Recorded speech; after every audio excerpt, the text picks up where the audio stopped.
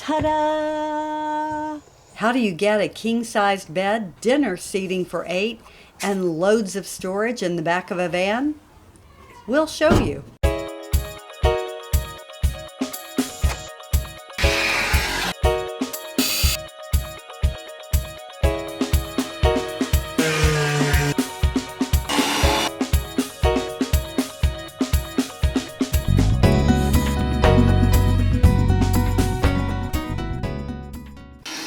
Join our family for this video about designing and building our Ford Transit Hightop Passenger van. I'm Trisha Selgrath and I am passionate about multifunctional design. And in this video, we'll show you my design for a king-size bed that converts into benches for daytime workspace and lounge area, or invite the gang inside for dinner if the weather outside won't cooperate. You know how that is when you're camping. So it's great to have a backup. Also, underneath this area is tons of storage. 2 feet deep, over 80 inches long, and I have a unique floor drawer that I'll go over more in another video. Okay. Now for the parts that are visible, we'll use the Craig tool to do the pockets, the pocket screws, but this is just a part of the back of the bench that's not going to be visible. Good. Okay. Wow. Good job. That's flush too. Okay. Now, there's your screws. They like the new Oh, clamp. use the other. Where's the?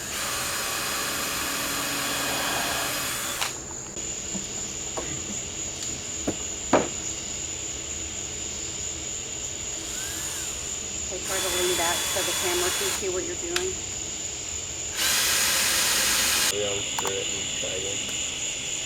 Once again, we're working till dark. But of course, we didn't get started till 3. Okay.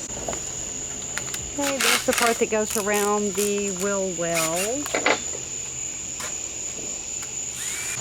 Okay, first fitting.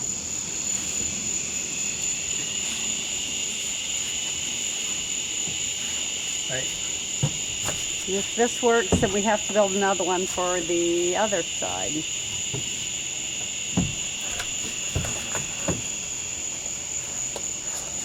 Yay! Yay! So Nick is duplicating the bench that we already made and cutting the 1x3s on the miter saw. And we're getting ready to cut strips out of the 4x8 sheet of plywood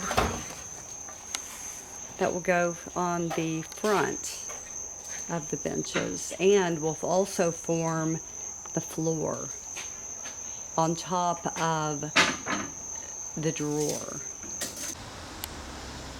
Technically, even though no one's gonna get you for it. We're gonna find Zach's bed.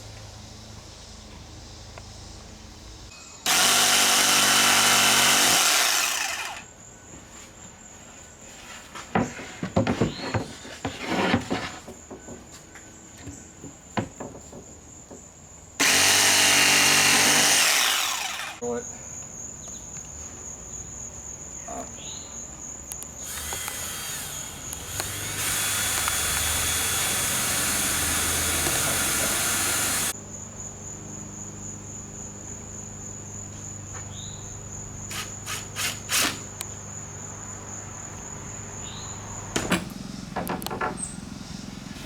We're working on the bed frame that is going within the bench frame, and it will rotate upward.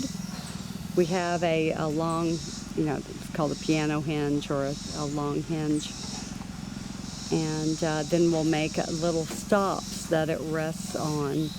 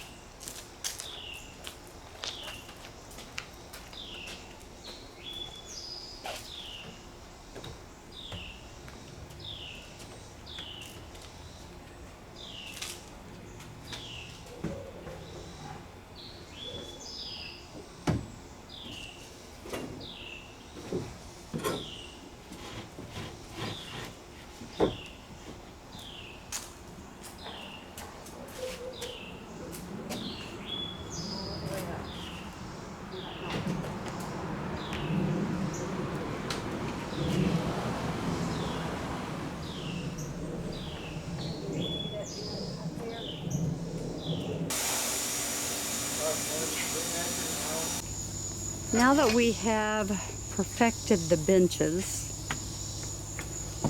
or beds,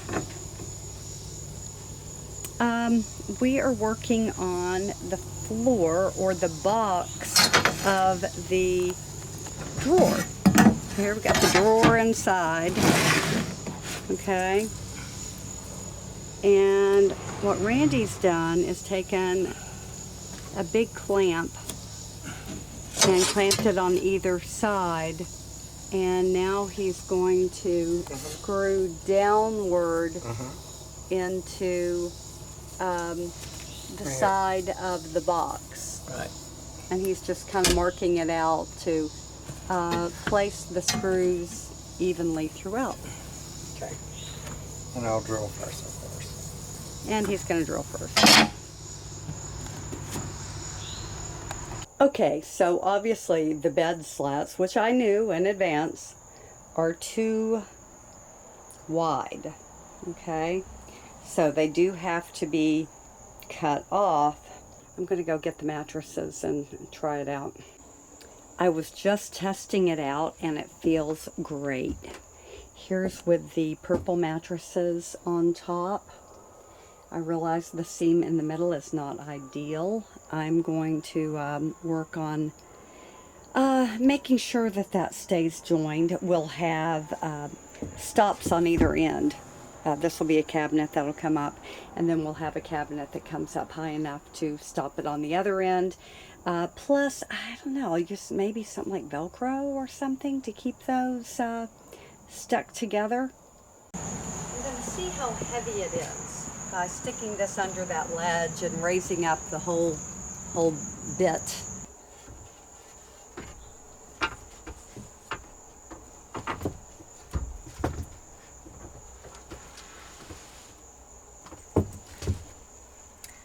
It's doable.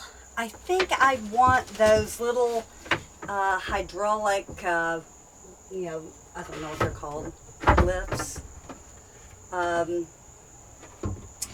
that go on either end. If I was going to be doing this a lot, I think that would be a great help. It feels great. This is going to be wonderful. Now there will be a countertop that'll come up right here. That'll be the same as that one over there. But I'll just have something to lean a pillow against. And to be able to wake up in the morning and look right out the window is just going to be so fabulous to have these 360 views. It's going to be amazing. Now I know in cold weather people put the reflectix in the windows. I know all that stuff. Plus we will have blinds and all that kind of stuff for privacy. But in good weather and out in the middle of nowhere, it'll be fun just to leave that open, look out at the stars. It is going to be very good. Hey, I'm on my own again today. And I'm trying to work out the top of the bed frame. Let me show you what I've done. So I have the 76-inch length and the 74.5. I basically tacked it on. See how it overlaps? So I made a mark right here in the middle to make a lip. It is tacked on with these screws, and it will create the front edge of the bed frame or the back, and have this lip for the slats to go on. Now, I am going to be reinforcing this with brackets. So I bought these. I'll be putting 4 of these on each side. Each of these has room for 6 screws. So I'm thinking that is going to be plenty sturdy to handle our body weight. We will find out. I just dry fit this in the van and realized that it has a design flaw, a weakness that I should be able to pretty easily remedy. I ran to Home Depot, got some more 1x3s. Also those little corner brackets that I needed anyway. And I got rubber tape so we can get rid of those squeaks.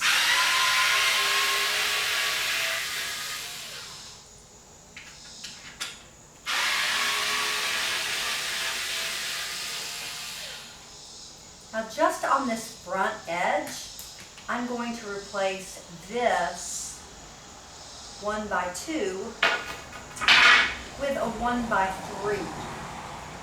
And that should fill in some of the space that was causing, the gap was too large and it was making that edge flex.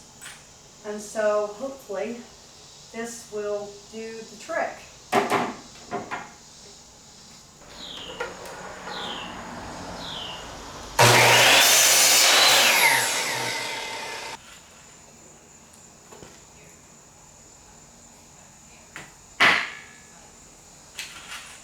Yes, these are screws, but this is my new technique to help me get them started so they don't wiggle around everywhere. Now that I have a designated drill and a designated screwdriver, it's going to go a lot faster. Here is another frame knocked out. This is the underside of it. That's why you're seeing all the screw heads.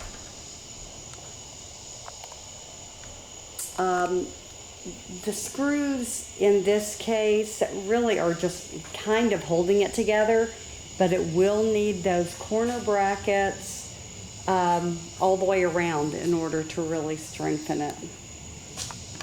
And here is the top side. Now this corner I had to notch because of the metal trim. Something else on this, I made the front and the back with the lip, and then I set it on the frame in the van. You know, in a perfect world, all your cuts would be perfect and everything would be square. But, you know, if you're, I wouldn't say I'm a beginner, but, you know, just a DIYer like me, all that may not be perfectly square. So I went and I took my measurements from the frame that's already in the van, and they were a little bit different. So it's worth it to do it that way and have it perfectly fit. I've laid the IKEA twin bed slats on it. Now these are slightly arced, which is supposed to give you some cushion. I realize I'm totally screwing up a lot of that by cutting them short. But still, I want to see, you know, if there's really much of a flex. Let me just sit directly on them. I've marked, like right here, I put a mark. I've shoved it all the way on one side. I'm sitting directly on it. And seeing if it's really moving.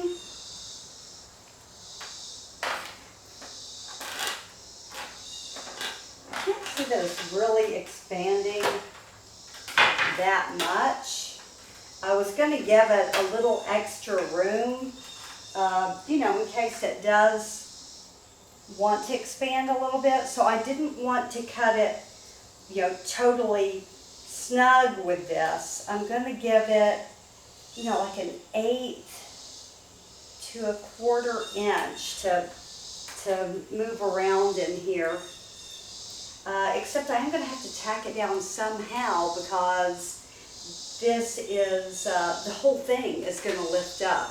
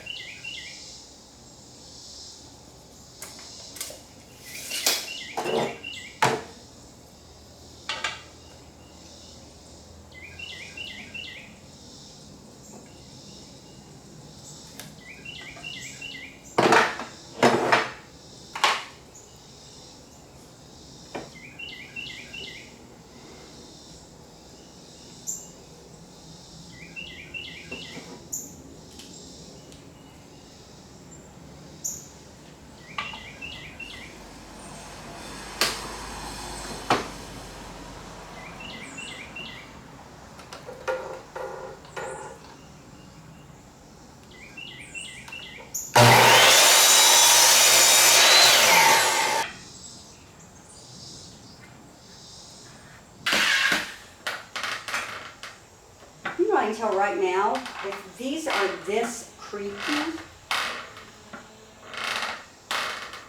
I'm going to want to add rubber to that. I don't want it to be that creaky.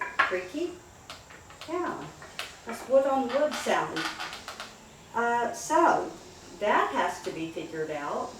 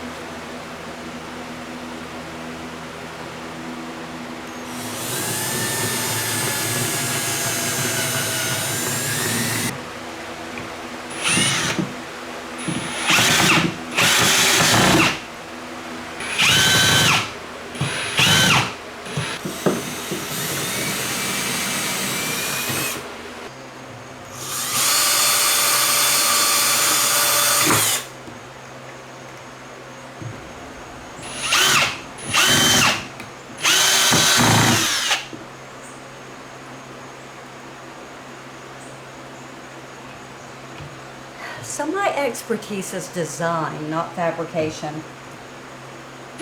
But by showing you that even somebody like me can do this, albeit awkwardly, I'm hoping to inspire you to be able to reach beyond what you think you're able to do.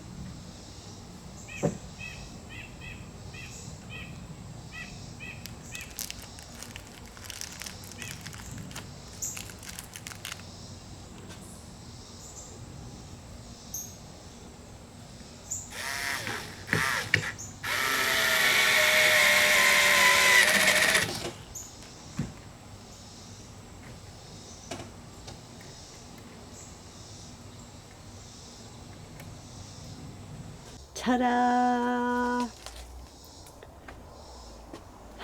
Okay, I have not attached the piano hinge to the frame. I've attached it to the top. So this will lift up, and yeah, that work. I'm gonna need help to do that other part. Okay, other things. I have put these boards on the front. These are 3/4 inch, pretty. I think it's maple or birch plywood, and very heavy duty, because on the fronts of both of these we're going to put our lagoon tables. The brackets have to go on there, so it needs to be really sturdy. And I've left room for toes. Okay, so since this is narrow through here, it's only like 14 inches, I thought it was important to have some space for toes. You can see over here, that's about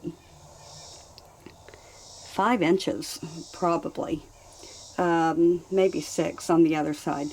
Some of that will be taken up because I'm going to lift this up 4 inches.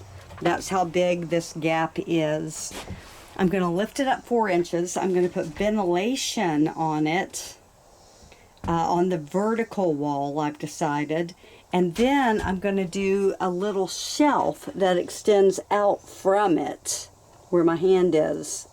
And then we'll have a second layer of storage under here, where you can pull out baskets or, you know, boxes, whatever, out of these storage bins, because they are really deep. They're 24 inches deep.